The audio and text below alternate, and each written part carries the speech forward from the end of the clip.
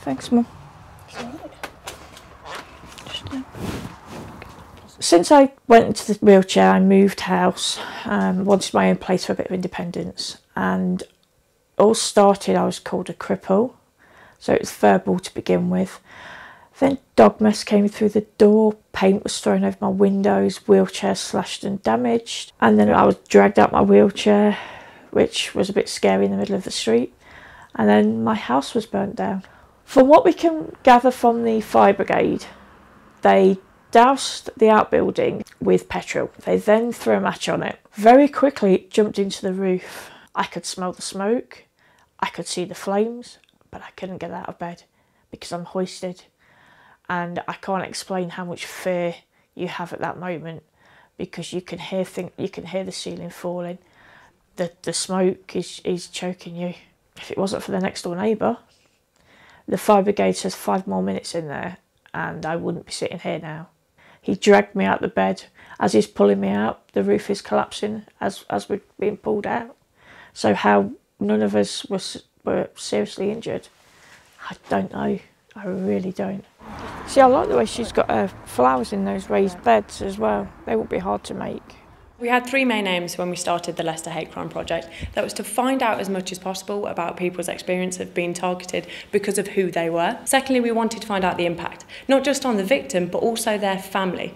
And finally, we want to find out people's experiences of trying to report their experience of hate crime or receive support, and what we could be doing better. So there was 3 main aims, and we started in September 2012, and over 2 years we've heard from just under 1,500 victims of hate crime.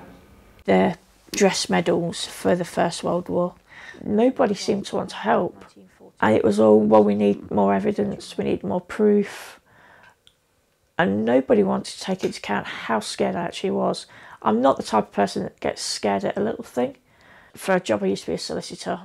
I was an Army Cadet instructor and I did some time with the Air Cadet as an instructor. It's a group of airmen from the Second World War, and that's Christmas 1942. The victims want the practitioners to listen to them, treat them with empathy, and yet that is not being done. We heard from victims time and time again who'd gone to report it and felt that they weren't taken seriously. So this is before we even get to going to court, this is before we even get to looking at legislation. All people involved need to take it seriously. They need to look at the situation. Is it ongoing? If it's ongoing, then it's a hate crime. We need to get in there and we need to sort this out. There is no communication. When it goes to somewhere like the Housing Association, the council, the police, there doesn't seem any link up. No link up meetings. Nobody takes it seriously. I found that nobody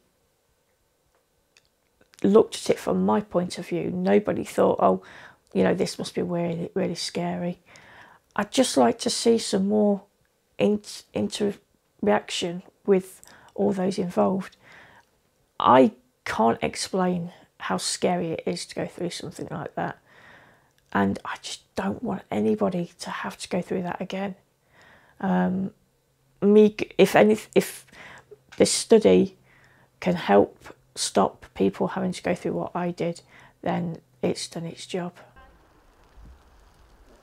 There is no one type of hate crime offender. I think we like to think that they're strangers, they're different from the rest of us, far-right extremists, but actually they're ordinary people. And they can often be known to the victim as an acquaintance, as a neighbour, as a carer. So there is no one type of offender. They can come from a diverse range of communities. How would you feel if you were singled out? For no reason, just on the way you look, or like the hair you've got, or the piercings you've got. And like, a lot of the time just like, you know, being a bit kind of just feeling unsafe. No one should have to do that really, just because of the way they look.